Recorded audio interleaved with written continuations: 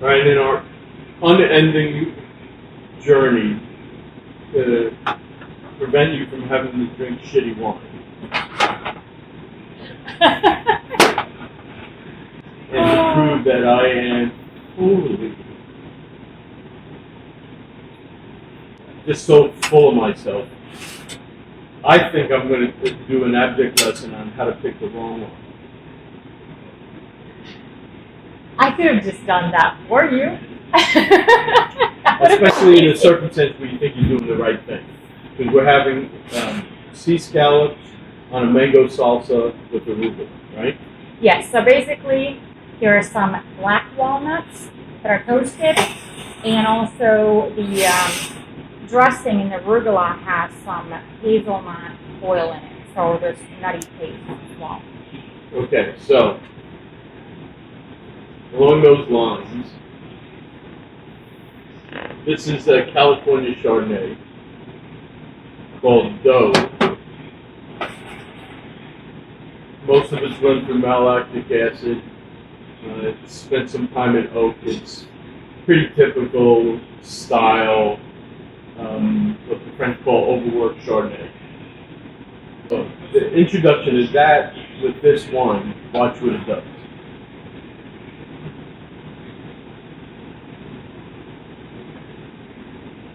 When we have, this looks really good though. Oh, thank you. So the scallops with the mango salsa.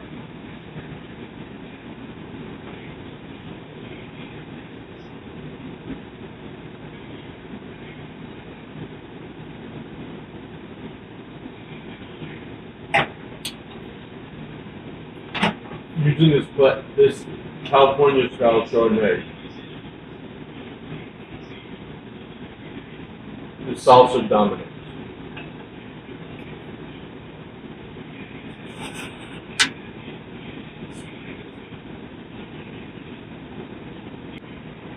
Right? For sure, yes, Totally dominates. totally. Now this is a Chardonnay from Loire, outside of Loire, region, hence the name Macomb Villages. It's the soil is slaty. The wine doesn't see oak. French wine, you think? Also Chardonnay, because it's slaty soil and they don't add malolactic acid or oak. Watch what dominates when you have this with the food.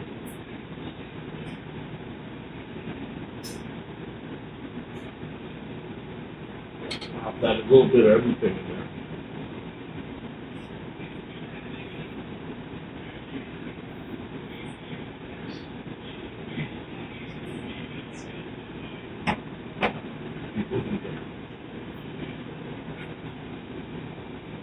Now you can taste the nuts.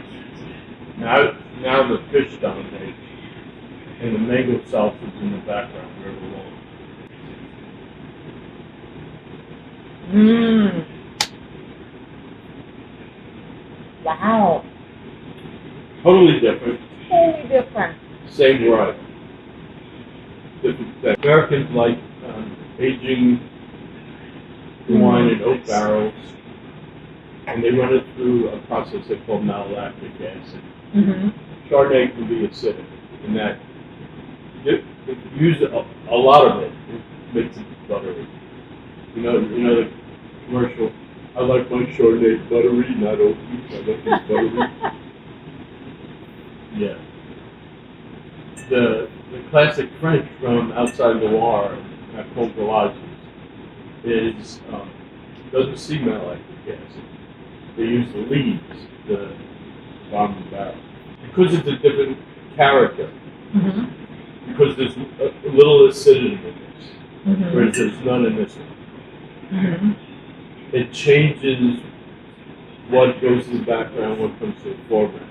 So a classic choice, you have this you're at a restaurant and see, oh, scallops, I'll have Chardonnay. Well, when you introduce the sweetness of the mango salsa, now you better be careful what Chardonnay you choose. I was going to choose a Sancerre, which is where Sauvignon Blanc is. really higher minerality. I only had one bottle left, so the rule of the house is you can't open the last bottle. You gotta sell the last bottle. So, why Sauvignon Blanc particularly? Just The acidity level.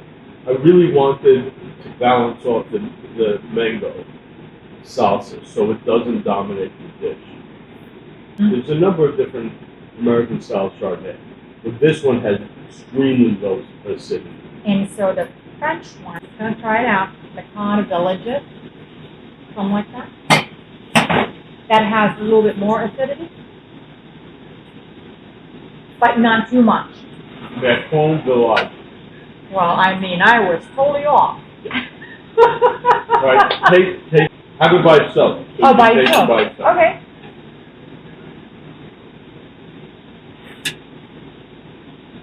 Mm-hmm. Put it down. You got to taste it again. Down yeah, it. Yeah. Listen, it's hard work. It's Everyone's like that. Hard work. Okay. Look at that. Now that versus the American. I'm a champ. I could do it. No. Mm-mm. Completely different. Completely different. Now, nothing bad about this whatsoever. In fact, Right. it over delivers at its price. It has its place. Where is this place? If we didn't have the mango salsa, the sweetness from that, I would be having this style of Chardonnay. So we just had arugula and the scallops. But what about the butter? Butter brings some sweetness too. Would that be? Yeah, but it's not that significant. Mm-hmm. If it was just arugula and the scallops, I would use this. Mm-hmm. It would balance off the arugula. Mm-hmm. Arugula would be more dominant. But because of the mango salsa, Mm-hmm. and you don't want the mango salsa to dominate your flavor, Mm-hmm. you have to balance that off. Even though what you're really pairing it with is the scallops. But I want to taste the scallops. I want them to be the dominant flavor in my mouth. Like we talked about, this has black walnuts. Yeah, notice you can taste them when the macarons is in your mouth and not when the dough's in your mouth. It's just a nice thing. Oh, thank you. The thing about the salsa, Mm-hmm. you can use the wine to almost regulate it. So this lesson was how you can choose what you think is the right wine, but it's not. This is your philosophy. Balance off flavor. Whatever's dominant, I want to balance it. So in this case, I wanted to balance off the sweetness of the mango. I completely don't want that to dominate. This is like wine choosing.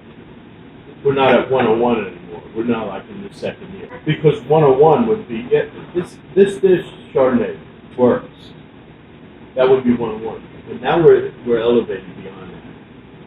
Because now it's like, what do we want to come to the forefront? What do we want in the background? What matters to balance off the meal? Every time you choose, think of a balance. Right? You always think of balance. What would balance off? What would be the complement to? Not would be what's like the flavors I tasted this, but what would be a balance to? I first learned it years ago. I was at a food and wine thing. The Truchard wines.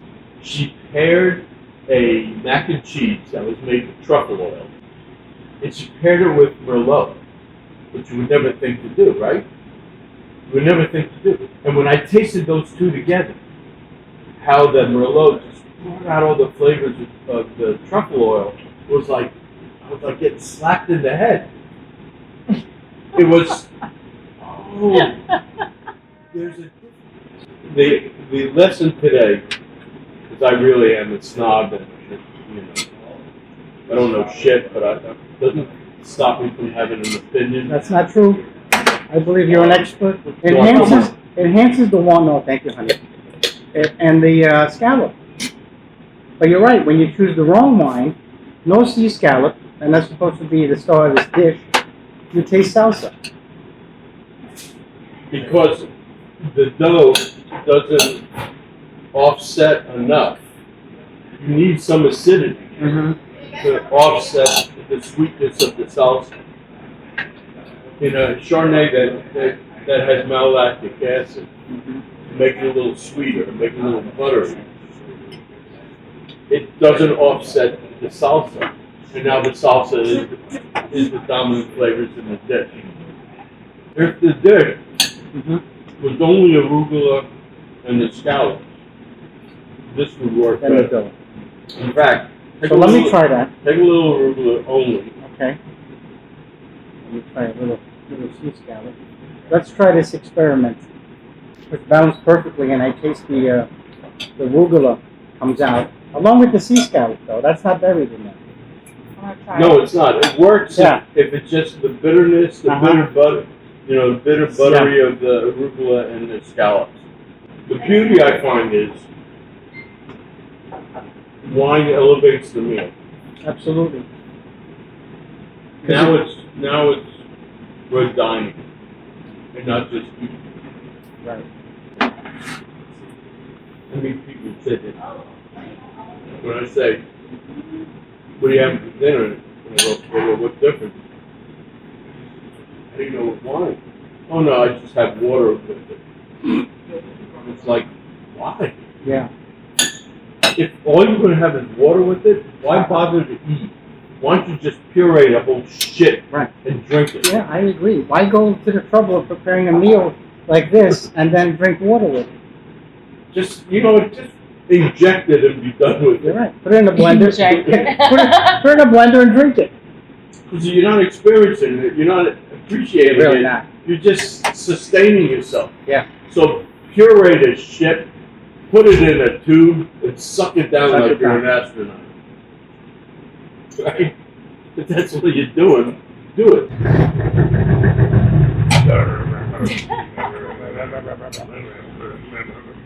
Here's the thing. You can learn this. It's not rocket science. Always think balance. Always think this. Yin and yang. How do I balance off what I'm tasting? So you're having Cajun spices, right? Sharp, bold Cajun spices. What do I want to balance it off? A Zinfandel balances it off. Here's the weird thing. I taste wine and I see food. I see food when I'm tasting wine. Right. If I don't see any food when I'm tasting it, it's never going to be on the shelf. If I taste the wine and no matter how good it is, no matter how much it over delivers, because here everything's got to be better than price, but if I don't see food, don't make the shelf. Like when I was tasting these Washington Syrahs, I could just see herb encrusted. Oh, is that the one you want next? We will do that. It's really hard. When you can bring like a toaster of it. How do we get it here? We have to bring the oven in. Yeah. You recommended that it was that Walla Walla one, Yeah, the Syrah. the Syrah, and I think you recommended lamb with that, if I'm not mistaken. I brought it home. I said, Gary said this one goes with lamb. Don't open it for any other reason. We're making it with lamb. So the day came that we made lamb chops, and we opened up that bottle, and bam, was it spot on. Crazy, right? Yeah. Who would have thought? And to your point, what you were saying before, people come in, I'm having fish, let me grab a Chardonnay. And then I asked you how they're cooking it. That, if somebody picked that up and made this, let's say, you wouldn't taste the scallops, and people would be like, wait a minute, all I taste is salsa. What happened to the scallops? It's amazing. It really is. Hey man, Gary, we're cooking chicken. How are you making it, and what kind of sauce? Yeah. Always. It's like and when it's I'm cooking fish. Really? Is it salmon or tuna? There isn't only one right choice.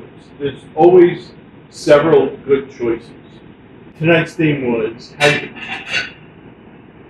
how you can pick what you think is the right wine and it's the wrong wine, and how there's a better one, and what to pay attention to.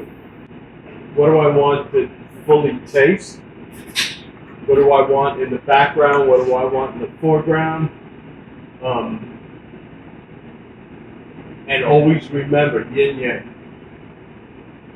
Yin yang.